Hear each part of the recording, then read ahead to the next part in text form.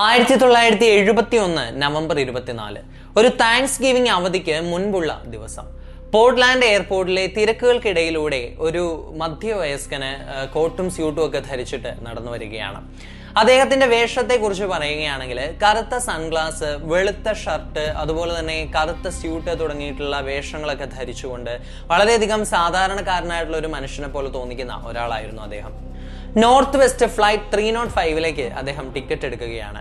എന്നാൽ ആ ഒരു ടിക്കറ്റിനകത്ത് കൊടുത്തിട്ടുണ്ടായിരുന്ന പേരെന്ന് പറയുന്നത് ഡാൻ കൂപ്പർ എന്നായിരുന്നു.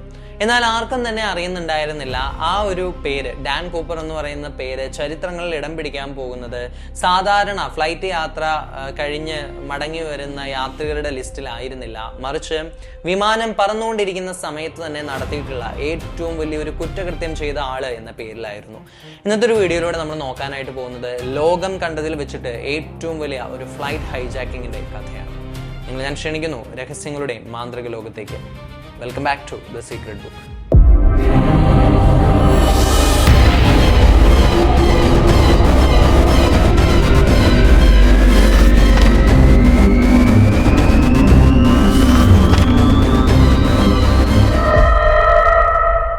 അങ്ങനെ വിമാനം പറന്നുയർന്നതിന് ശേഷം ആ ഒരു വിമാനത്തിനുള്ളിൽ ഉണ്ടായിരുന്ന യാത്രക്കാരൊക്കെ തന്നെയും വായനയിൽ മുഴുകിയിരിക്കുകയും അതുപോലെ തന്നെ ചില ആളുകൾ മയങ്ങുകയും ഒക്കെ തുടങ്ങിയിട്ട് പല ആളുകളും റിലാക്സ്ഡ് ആയിട്ട് തന്നെയാണ് ഇരുന്നിട്ടുണ്ടായിരുന്നത്.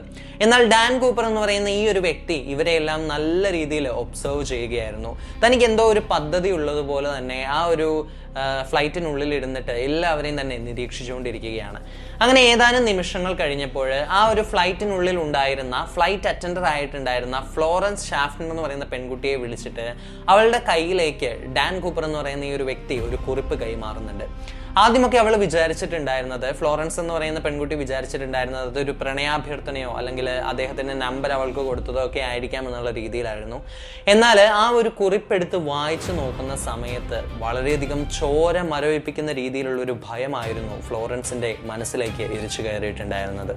ആ ഒരു കുറിപ്പിനുള്ളിൽ എഴുതിയിട്ടുണ്ടായിരുന്നത് ഇങ്ങനെയായിരുന്നു: എന്റെ ബാഗിനുള്ളിൽ അതിമാരകമായിട്ടുള്ള ഒരു ബോംബുണ്ട്, നീ എൻ്റെ അടുത്ത് വന്നിരിക്കുക എന്ന് പറഞ്ഞിട്ട് ഫ്ലോറൻസ് ആ ഒരു വ്യക്തിയുടെ അടുക്കൽ വന്നിരിക്കുന്ന സമയത്ത് തൻ്റെ കയ്യിലുള്ള ബ്രീഫ് കേസ് തുറന്ന് ആ ഒരു പെൺകുട്ടിയെ കാണിക്കുകയാണ്.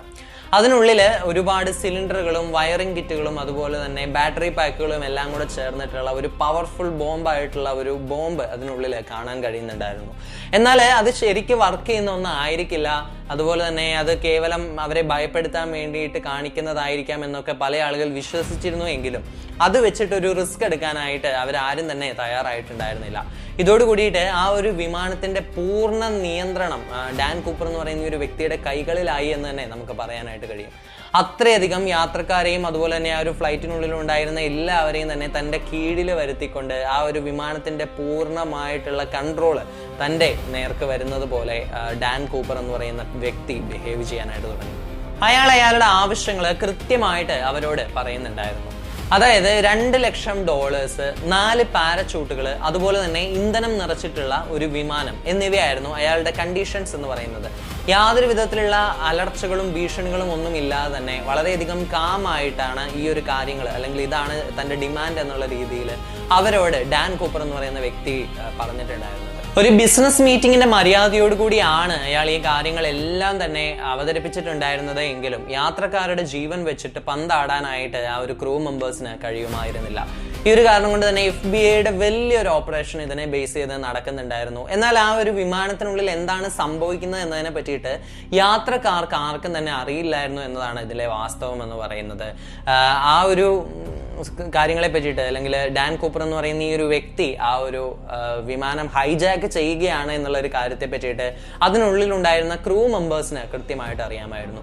ഈ ഒരു കാരണം കൊണ്ട് തന്നെ അതായത് തൊട്ടടുത്തുള്ള എയർപോർട്ടിൽ വിമാനം ലാൻഡ് ചെയ്യുകയും യാത്രക്കാരെ സുരക്ഷിതരായിട്ട് അവിടെ ഇറക്കുകയും ചെയ്തു. അവരോട് പറഞ്ഞിട്ടുണ്ടായിരുന്ന കാരണം എന്ന് പറയുന്നത് വിമാനത്തിന് ഒരു സാങ്കേതിക തകരാറ് സംഭവിച്ചു, അതിനാൽ തന്നെ ഈ ഒരു വിമാനം മെയിൻ്റനൻസിന് വേണ്ടിയിട്ട് അല്ലെങ്കിൽ മെയിൻ്റനൻസിന് വർക്കിന് വേണ്ടിയിട്ട് മറ്റൊരു സ്ഥലത്തേക്ക് പോകുക പോവുകയാണ് എന്നുള്ള രീതിയിൽ അവരെ തൊട്ടടുത്തുള്ള എയർപോർട്ടിൽ ഇറക്കുകയാണ് ചെയ്തിട്ടുണ്ടായിരുന്നത്. ഇതോടുകൂടിയിട്ട് ആ ഒരു വിമാനം പിന്നീട് പറന്നുയരുകയും ആ ഒരു വിമാനത്തിനുള്ളിലുണ്ടായിരുന്ന ക്രൂ മെമ്പേഴ്സ് ഒക്കെ ഡാൻ കൂപ്പർ എന്ന് പറയുന്ന വ്യക്തിയുടെ തടവിലാവുകയും ചെയ്യുകയാണ്. വിമാനത്തിനുള്ളിലുണ്ടായിരുന്ന 4 ജീവനക്കാരെയും തന്റെ വരുതിയിലാക്കിയതിനു ശേഷം അവരോടായിട്ട് കൂപ്പർ ചില നിർദ്ദേശങ്ങൾ കൂടി നൽകുന്നുണ്ടായിരുന്നു. ആദ്യമായിട്ട് പറഞ്ഞിട്ടുണ്ടായിരുന്നത് വിമാനം മെക്സിക്കോ സിറ്റിയിലേക്ക് പറപ്പിക്കുക എന്നുള്ളതായിരുന്നു. എന്നാൽ ആ ഒരു വിമാനത്തിന്റെ ഇന്ധനക്ഷമത മെക്സിക്കോ വരെ യാത്ര ചെയ്യാനായിട്ട് കഴിയുന്ന ഒന്നായിരുന്നില്ല.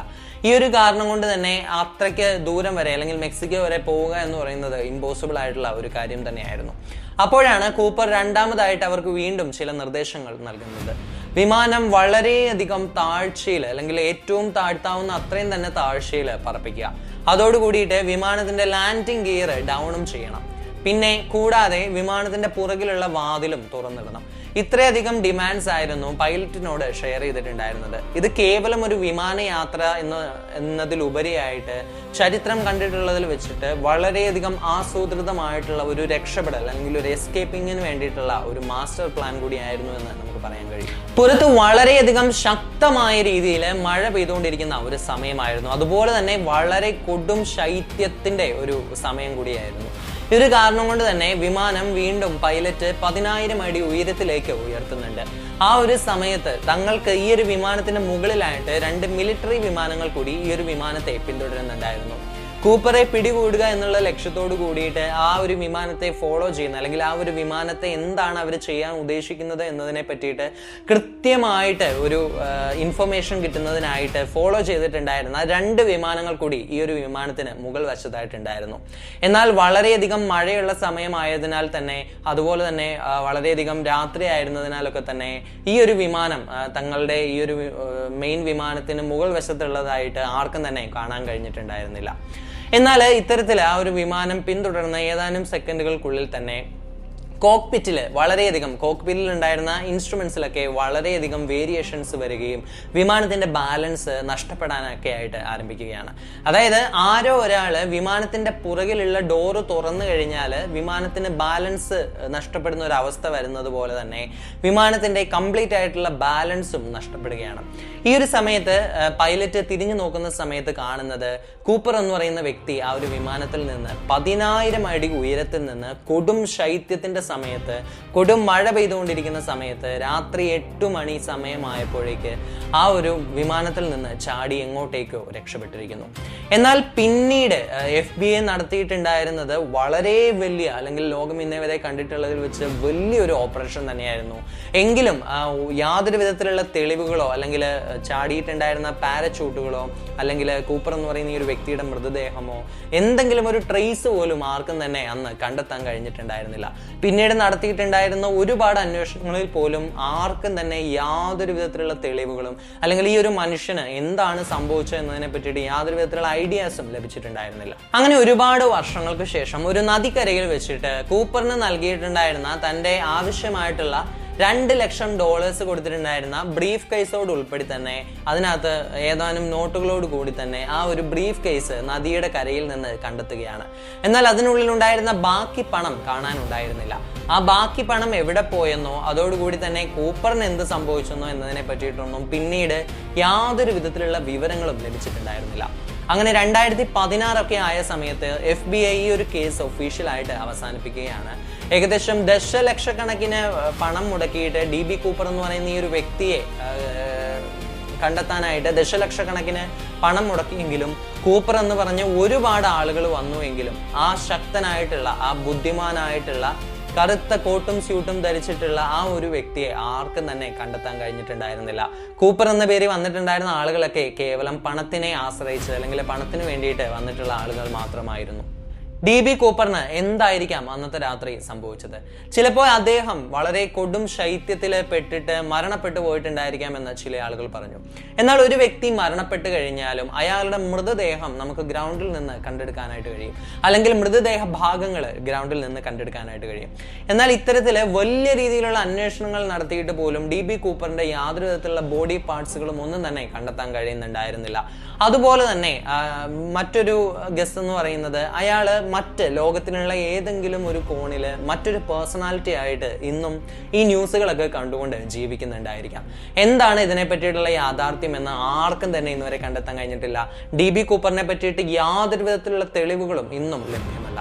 ഇന്നും ലോകത്തിലെ ഏറ്റവും മിസ്റ്റീരിയസ് ആയിട്ടുള്ള ഒരു ഫ്ലൈറ്റ് ഹൈജാക്കിങ്ങിന്റെ സ്റ്റോറി പറയുമ്പോൾ എപ്പോഴും DB കൂപ്പർ എന്ന് പറയുന്ന ഈ ഒരു വ്യക്തിയുടെ സ്റ്റോറി തന്നെയാണ് മുൻനിരയിൽ നിൽക്കുന്നത്. സോ ഇതിനെ പറ്റിയിട്ടുള്ള നിങ്ങളുടെ അഭിപ്രായങ്ങൾ തീർച്ചയായിട്ടും കമന്റ് ചെയ്യുക. ഇത്തരത്തിലുള്ള ഇൻട്രസ്റ്റിംഗ് കോണ്ടന്റ്സിനായിട്ട് സീക്രട്ട് ബുക്ക് എന്ന് പറയുന്ന നമ്മുടെ കമ്മ്യൂണിറ്റിയിൽ നിങ്ങൾക്ക് ജോയിൻ ചെയ്യാവുന്നതാണ്. സോ മറ്റൊരു ഇൻട്രസ്റ്റിംഗ് വീഡിയോയുമായി see you in the next chapter. Until then, it's me Jaswin from Secret Book signing off.